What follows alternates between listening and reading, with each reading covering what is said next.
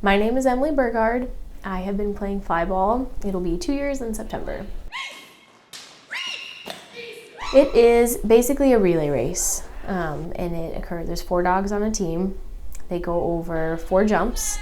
They hit a box that is spring-loaded. It launches a tennis ball. They catch it, and they have to carry it back over the same 4 jumps and bring the ball completely back, and then the next dog goes.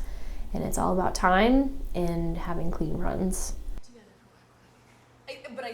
I started because I was working with Ashley here at work, and we kind of developed a rapport, and she asked me to start watching her dogs while she would go to tournaments.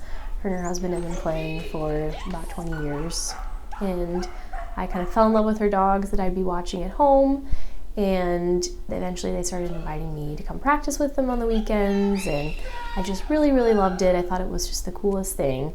And eventually got the dog on my own, and we have been playing ever since. My dog Charm, she is 1.5 years, and she has been training for Flyball since she was 8 weeks old when I brought her home. And she has taught me so much about all of the foundational skills that need to be built to make a great Flyball dog. I'd seen the end result. I've run, all of my teammates, older adult dogs that, know the game like the back of their hand. But Charm, I had to, build at home, build those skills, and she's been such a good, it's the same time that she's learning, I'm learning. You really kind of break all the other rules of dog training when you're training a Flyball dog, because you want them to be these drivey, pushy, possessive puppies. You really build games even when they're tiny, with tug toys, getting them to grab onto them and tug and play. You let them win. You want to encourage them to be just as, rough and tough as you can be. Once they get a little bit older, we start actually doing recalls with them, like high drive, where they're, running to us, running to a toy to play with. And then over time, you start adding the jumps in.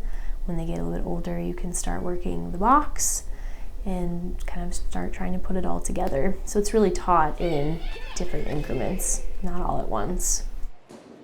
So Charm was probably the best puppy that I could have gotten for my first puppy. She just naturally did all those things, and Ashley would tell me, you tug like this, and we want them to do this, and she would do it every time. She always did exactly what I was expecting her to do. Techno's been a lot more of a challenge. He's got much more of a mind of his own. He's really bullheaded, and he's just really stubborn, and he's just got a mind of his own. You have to be more interactive with him. I have to step my game up, I guess I would say. But he is very, very smart, and he's very, very fast. And he has been really fun to kind of start doing the recalls and starting to see how he moves and do all of those things.